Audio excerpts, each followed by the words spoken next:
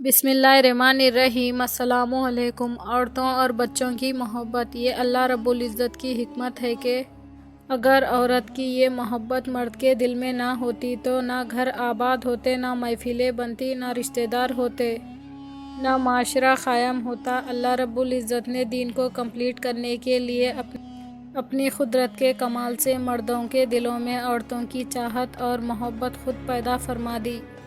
چنانچہ بخاری شریف کی روایت ہے کہ نبی صلی اللہ علیہ وسلم نے عورتوں اور بچوں کو دیکھ کر فرمایا ہے کہ تم لوگ مجھے انسانوں میں سب سے زیادہ محبوب ہو، گویا گھر کی عورتیں اور بچے بندے کو ساری دنیا کے انسانوں سے زیادہ پیارے ہوتے ہیں۔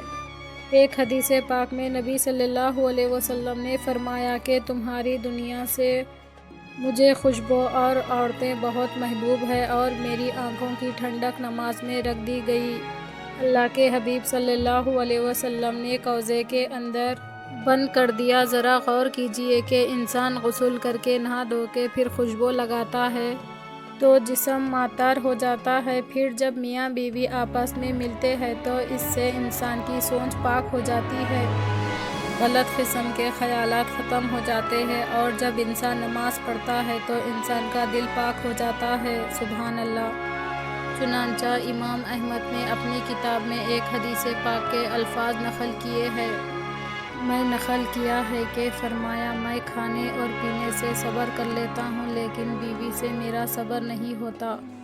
اب ذہن میں ایک بات آتی ہے کہ ایک دیندار انسان کے دل میں اتنی محبت بیوی کی کیسے ہو سکتی ہے کہ وہ کھانے سے بھی صبر کر لے، پینے سے بھی صبر کر لے، لیکن بیوی کے معاملے میں اس سے صبر ہی نہ ہو۔ اے اللہ، ہم سب کے گناہوں کو معاف فرما دے، پرسکون زندگی گزارنے کی توفیق عطا فرما دے، آمین۔